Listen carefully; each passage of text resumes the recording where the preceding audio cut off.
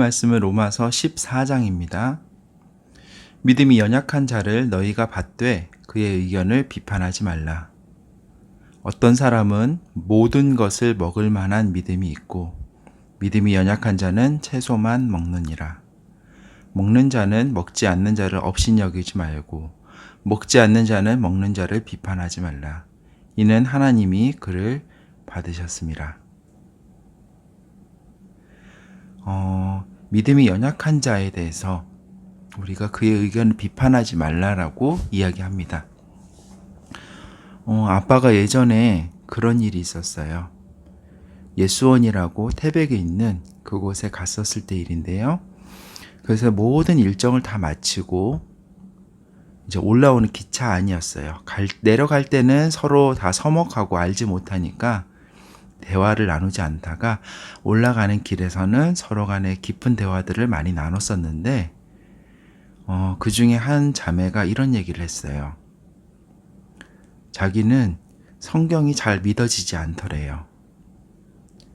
성경에 일어난 그런 기적적인 사건들이 잘 믿어지지 않아서 항상 의문을 가지고 있었대요.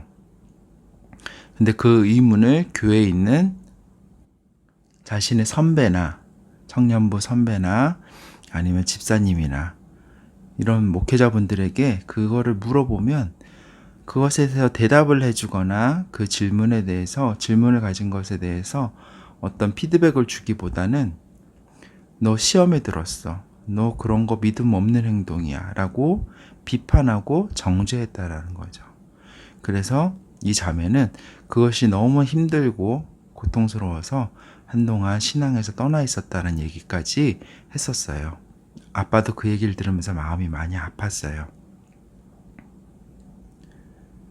우리가 교회 안에서, 우리 공동체 안에서 어떤 사람은 믿음이 깊고 어떤 사람은 여기서 나온 것처럼 채소만 먹을 수 있을 정도로. 왜냐하면 여기서 먹을 만한 믿음과 먹지 못하는 믿음으로 나눈 이유는 여기가 로마기 때문이에요.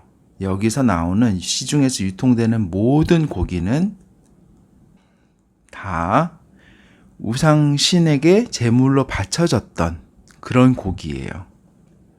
그러다 보니까 믿음이 깊은 자는 이 모든 것은 다 하나님께서 주신 거야 라고 거부감 없이 먹을 수 있지만 어떤 이는 이거는 우상에게 바쳐진 건데 난 안 먹어. 난 먹을 수가 없어 라고 얘기하면서 채소만 먹는다는 거죠. 하나님께서는 이것에 대해서 비판하지 말고 서로 업신여기거나 비판하지 말라라고 얘기합니다. 그리고 근거는 뭐냐면 첫 번째는 여기 3절까지 나온 첫 번째 근거는 뭐냐면 믿음은 하나님께로부터 온 거예요. 믿음이 마치 옛날에 무슨 도인들처럼 돌을 닦거나 아니면 치성을 우리나라 옛날 조상들처럼 오랜 시간 동안 정성을 다해서 치성을 들여서 얻은 결과물이면 그것에 대해서 어떤 자부심을 갖거나 내 어떤 판단의 근거로 삼을 수 있을지 모르겠지만 그게 아닌 거죠. 이것은 다 하나님께로부터 온 거예요. 믿음이 깊은 자는 그 깊은 믿음을 주신 하나님께 그냥 감사하면 되는 것이고 믿음이 연약한 자도 하나님께서 더 깊은 믿음을 달라고 하나님께 구해야 되는 거죠. 모든 믿음은 다 하나님께로부터 왔기 때문에 믿음이 깊고 깊지 않고의 문제로 인해서 서로 비판하거나 업신여기거나 정죄하거나 할 필요가 없다라는 거죠. 아니, 해서는 안 된다는 것을 얘기합니다.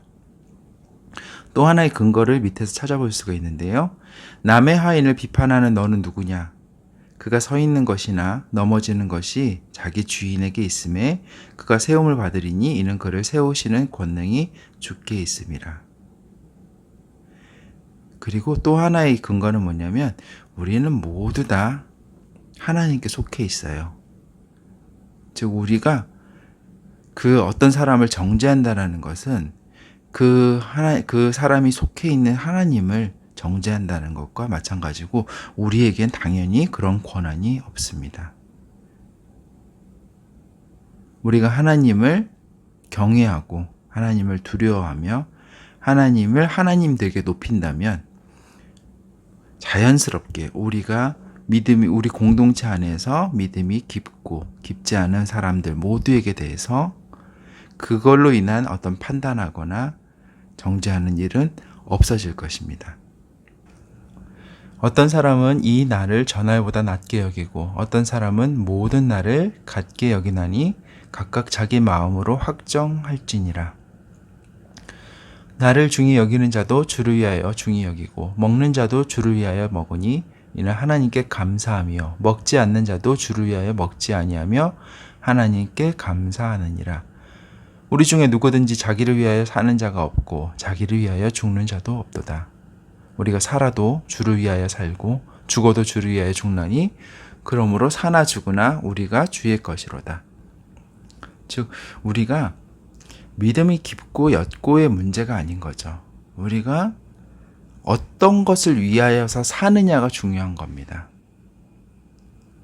우리가 살아도 주를 위하여 살고 죽어도 주를 위하여 산다면 우리의 믿음의 경중 그리고 어떤 것을 더 중히 여기는가의 문제는 그렇게 중요하잖아요. 왜냐하면 그 마음의 중심이 삶의 방향이 이미 주를 위하여 산다면 그 약간의 차이는 정말 차이일 뿐인 거죠. 이를 위하여 그리스도께서 죽었다가 다시 살아나셨으니 곧 죽은 자와 산 자의 주가 되려 하심이라. 이를 위하여는 뭐냐면 우리가 살아도 죽어도 주를 위하여 사는 그 삶을 위해서 우리가 그런 삶을 살게 하기 위해서 예수님께서 죽었다가 다시 살아나셨다라고 이야기합니다. 내가 어찌하여 내 형제를 비판하느냐 어찌하여 내 형제를 업신여기느냐 우리가 다 하나님의 심판대 앞에 서리라.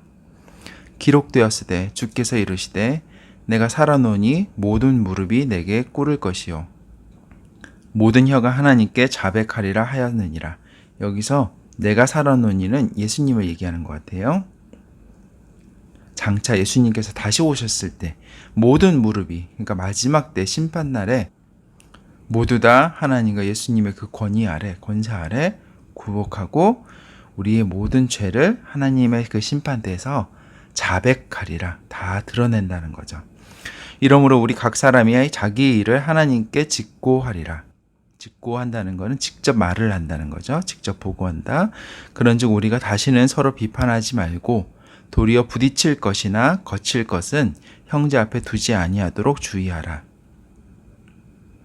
이것은 되게 중요한 것 같아요. 비판하지 말라는 것만으로 끝나지 않아요. 우리가 다른 사람에 대해서 나의 행동이나 나의 말이 시험에 들게 만들 만한 어떤 부딪힘을 만들게 만한 갈등을 만들게 만한 것들을 우리 안에 두지 말라라는 거예요.